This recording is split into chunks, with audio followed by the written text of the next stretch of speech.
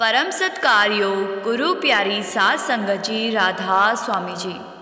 सात संगत जी, आज दिल्ली के छतरपुर में भाटी सेंटर पर बाबा जी और हजूर जी ने संगत को खुली कार में दर्शन दिए जी, और बाबा जी ने संगत के साथ सवाल जवाब भी किए जी। सात संगत जी, आज हजूर जी ने भी संगत के सवाल का जवाब दिया जी, और आज बाबा जी की कृपा से मुझे और मेरे परिवार को भी भाटी सेंटर जाने का और बाबा जी के दर्शन करने का मौका प्राप्त हुआ जी। आज बाबा जी और हजूर जी स्टेज पर 9:25 पर आ गए थे जी, और जैसे ही बाबा जी स्टेज पर आए तो संगत ने बहुत ज़ोर ज़ोर से रोना शुरू कर दिया जी। आज बाबा जी पहले से काफ़ी कमज़ोर दिखाई पड़ रहे थे जी। सत्संगकर्ता जी ने 9:30 बजे सत्संग शुरू कर दिया था जी, और 35 मिनट के सत्संग के बाद कुछ शब्द गाए गए थे जी, और उसके बाद बाबा जी ने संगत के सवालों के जवाब देने शुरू कर दिए जी। एक बच्ची ने बाबा जी से पूछा कि बाबा जी, हम बच्चों का भी बहुत मन करता है कि हमें भी नामदान मिल जाए, लेकिन अभी हमारी उम्र नामदान लेने की नहीं हुई, तो हम अपने आप को कैसे समझाएं? तो बाबा जी ने कहा कि बेटा, हर चीज़ का एक वक्त होता है। आजकल के बच्चे हर चीज़ में जल्दी करने लगते हैं, और फिर बाद में उनसे संभाला नहीं जाता। इसीलिए जब आप लायक हो जाएंगे तो मालिक ज़रूर बख्शिश करेगा। फिर एक लड़के ने बाबा जी से पूछा कि बाबा जी, जब मैं पढ़ने बैठता हूँ तो मुझे बहुत नींद आती है और मेरा मन पढ़ाई में नहीं लगता। तो इस सवाल पर बाबा जी ने हंसते हुए कहा कि जब तू लड़कियों को देखता है तब तेरा मन लग जाता है। तो इस जवाब पर संगत जोर जोर से हंसने लगती है जी। फिर आगे बाबा जी ने इसी बच्चे को बड़ी ही अच्छी शिक्षा देते हुए समझाया कि बेटा, मन लगे या ना लगे, हमें मेहनत तो करनी ही पड़ेगी।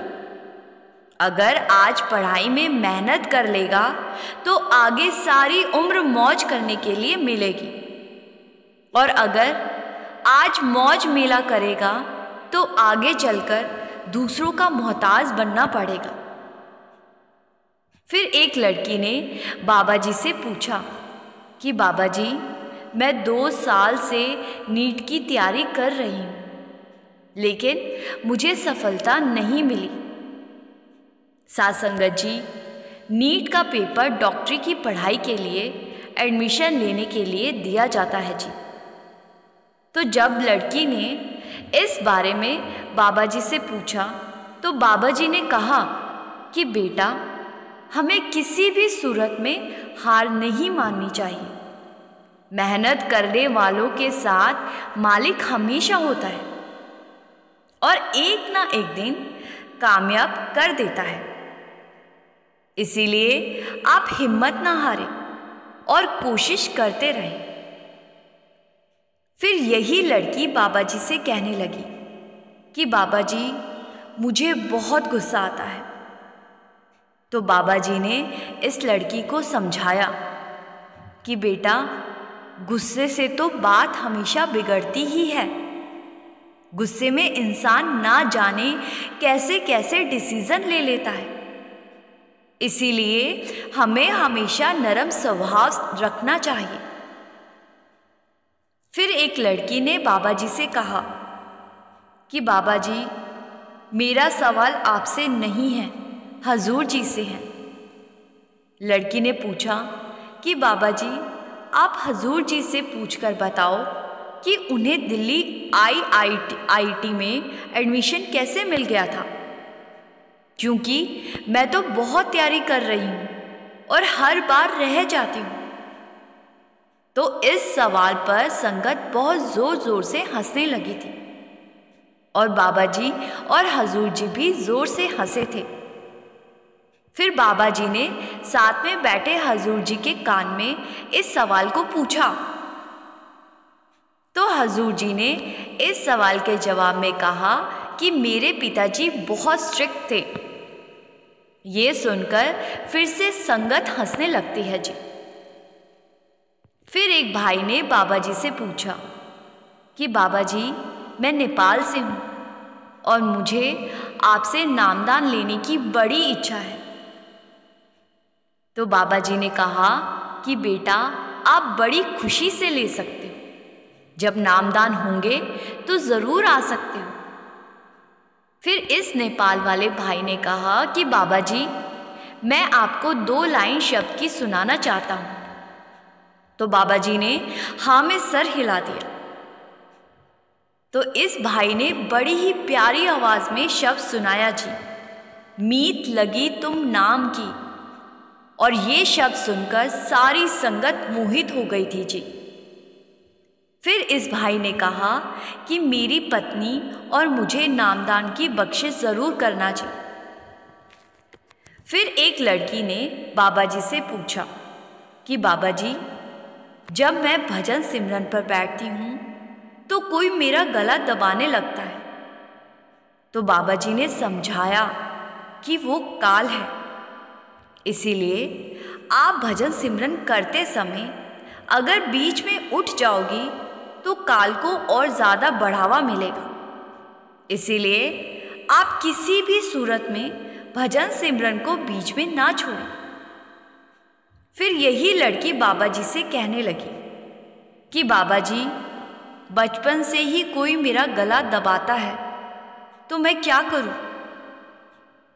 फिर बाबा जी ने समझाया कि बेटा, जब तेरी शादी हो जाएगी तो तू अपने पति का गला दबा लिया कर। ये सुनकर फिर से सारी संगत हंसने लगती है जी। फिर एक भाई ने बाबा जी से पूछा कि बाबा जी, बुक स्टॉल पर भाई गुरदास जी की बुक नहीं है। तो बाबा जी ने कहा कि वो तो अवेलेबल है। तो ये भाई कहने लगा कि बाबा जी, बुक तो है लेकिन उसमें शब्द नहीं है। तो बाबा जी ने कहा कि ठीक है, मैं देखता हूँ। फिर यही भाई आगे कहने लगा कि बाबा जी, मेरी 2 बेटियां हैं, मुझे दोनों के भविष्य की और पढ़ाई की चिंता सताती है। तो बाबा जी ने समझाया कि बेटा, आपकी चिंता करने से जो होना है वो तो तब भी होकर ही रहेगा। इसीलिए आप घर का माहौल जब ठीक रखेंगे तो दोनों बेटियां अपने आप पढ़ाई में अच्छी बनेंगी। बाकी आप मालिक पर छोड़ दो। फिर एक लड़की ने बाबा जी से कहा कि बाबा जी, मैंने कई बार सवाल जवाब की पर्ची डाली लेकिन मेरा नंबर कभी नहीं पड़ा। और आज जब मैं यहाँ आ रही थी तो मेरे भाई ने कहा कि तू मेरे नाम से पर्ची डालना और बाबा जी से मेरा एक सवाल करना। फिर इस लड़की ने बाबा जी से अपना सवाल पूछा। लड़की कहने लगी कि बाबा जी, मेरा भाई अजीब सी बात करता है। तो बाबा जी ने जब पूछा तो लड़की कहने लगी कि बाबा जी, मेरा भाई कहता है कि मैं बाबा जी बनूंगा। तो बाबा जी ने कहा कि बेटा, ये तो बड़ी अच्छी बात है, हम सबका लक्ष्य यही होना चाहिए, इसमें अजीब या गलत बात क्या है? लड़की के इस सवाल पर भी संगत जोर जोर से हंसने लगी थी जी। फिर एक बीबी बहुत जोर जोर से रोने लगी जी और रोते हुए ही बाबा जी से सवाल करने लगी जी। बीबी कहने लगी कि बाबा जी, आपका बहुत बहुत शुक्रिया जो आपने मुझे ये मौका बख्शा। मेरा कोई सवाल नहीं है आपसे, बस आप मुझे सेवा और सिमरन में हमेशा लगाए रखना। तो बाबा जी ने कहा कि बेटा, यहाँ जितने बैठे हैं सवाल किसी के पास नहीं है, लेकिन वो सब बात करने का मौका ढूंढते और कोई ना कोई सवाल लेकर आ जाते। जो भजन सिमरन करते हैं उनको सारे सवालों के जवाब अपने अंदर ही मिल जाते हैं। ये बीवी लगातार बहुत जोर जोर से रो रही थी जी, और सेवादार बीवी इसको रोने से रोक रही थी। फिर ये बीवी कहने लगी कि बाबा जी आप बहुत अच्छे हो, मुझे कुछ नहीं चाहिए, मुझसे सब ले लो, घर ज़मीन पैसा सब ले लो, लेकिन मुझे सेवा और सिमरन से कभी दूर ना करना। मेरे पति और बच्चों को भी अपनी ओर लगा दो। फिर एक लड़के ने बाबा जी से पूछा कि बाबा जी जब हम किसी से निस्वार्थ प्रेम करते हैं तो क्या ये भी परमार्थ ही कहलाता है? तो बाबा जी ने कहा कि बेटा अभी हमारी अवस्था नहीं है कि हम प्रेम का मतलब समझ सकें। हम प्रेम तो करते हैं लेकिन बांटना नहीं चाहते। सच्चा प्रेम तो वो है जहां चाहत नहीं होती। फिर एक लड़की ने बाबा जी से स्वर्ग और नर्क के बारे में सवाल किया जी। लड़की ने इंग्लिश में पूछा था, जिसका मैं आपको हिंदी में अनुवाद सुना रही हूं जी। लड़की कहने लगी कि बाबा जी जब हम मर जाएंगे तो क्या आगे सच में स्वर्ग और नर्क होते हैं? तो बाबा जी ने समझाया कि बेटा स्वर्ग और नर्क हम अपने कर्मों से बनाते हैं। कर्म अच्छे करेंगे तो जिंदगी स्वर्ग बन जाएगी, बुरे करेंगे तो नर्क बन जाएगी। फिर एक बीवी ने बाबा जी से पूछा कि बाबा जी मेरा बेटा पूछता है कि जो सेवादारनियां होती है वो हमेशा सफ़ेद कपड़े पहनती हैं और हमारे देश में सफ़ेद कपड़े विधवाएं पहनती हैं। मेरा बेटा पूछता है कि बाबा जी सेवादारों को भी सफ़ेद कपड़े पहनने के लिए क्यों कहते हैं? तो बाबा जी ने कहा कि बेटा क्या मैंने कभी कहा है कि सफ़ेद कपड़े पहनकर ही सेवा पर आना है? हम पता नहीं क्यों कपड़ों में रूहानियत ढूंढने लगते हैं, या फिर आप लोग इसीलिए सफ़ेद कपड़े पहनते हो क्योंकि मैं सफ़ेद कुर्ता पहन कर आता हूं। फिर एक बीवी कहने लगी कि बाबा जी आजकल सारे लोग मोबाइल में सबसे ज़्यादा समय खराब करते हैं। आज हम एक परिवार में रहकर भी एक दूसरे से ज़्यादा बात नहीं कर पाते। तो मेरा ये सवाल है कि सब कहते हैं कि जिस चीज़ से ज़्यादा लगाव हो जाए अंत समय में इंसान को वही चीज़ दिखाई देने लगती है। तो बाबा जी ने पहले तो हंसते हुए कहा कि अगर ऐसा हाल रहा तो अंत समय में सारे मोबाइल ही बन जाएंगे जी। तो ये सुनकर संगत हंसने लगती है। फिर बाबा जी ने आगे समझाया कि बेटा हम सबको एक बैलेंस बनाने की ज़रूरत है। बच्चा अगर पूरा दिन खेलेगा तो वो पढ़ाई कब करेगा?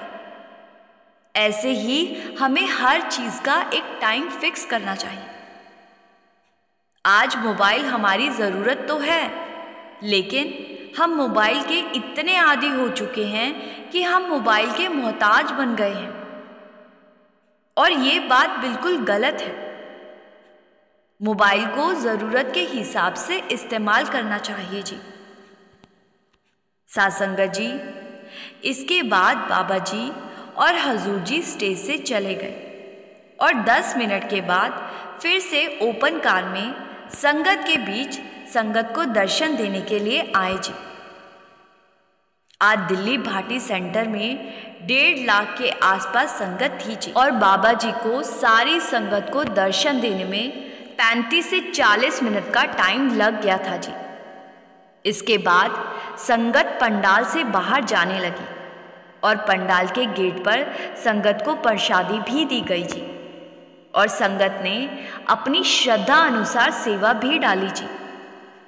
साथ संगत जी, जो संगत दिल्ली बाबा जी का सत्संग सुनने जा रही हैं, उनसे एक ही बेनती है जी, सुबह 6:30 से पहले सत्संग घर तक पहुंच जाए जी, नहीं तो आप जाम में फंस जाओगे जी।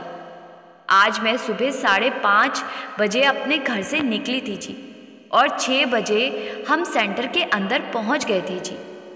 लेकिन बाद में जब कुछ संगत से मैंने पूछा तो उनका कहना था कि वो सेंटर के बाहर तो 7 बजे तक पहुंच गए थे, लेकिन बहुत ज़्यादा जाम होने के कारण उन्हें 1 से 1.5 घंटा ट्रैफिक में ही इंतज़ार करना पड़ा था जी। और संगत से मेरी दूसरी विनती ये भी है जी कि संगत अपने कीमती सामान का और अपने पर्स का भी खास ध्यान रखे जी। दिल्ली जैसे शहर में भीड़ में जेब कतरे कब मिक्स हो जाए किसी को पता नहीं चलता जी। संगत जी, इसी के साथ मैं आपसे विदा लेती हूँ जी। वीडियो को शेयर करने की सेवा ज़रूर करें जी, जिससे कि जो संगत आज दिल्ली नहीं जा सकी थी जी और इस चैनल से भी अभी नहीं जुड़ सकी हैं जी, वो भी बाबा जी के आज के सवाल जवाब सुन सके जी। गुरु प्यारी साथ संगत जी, राधा स्वामी जी।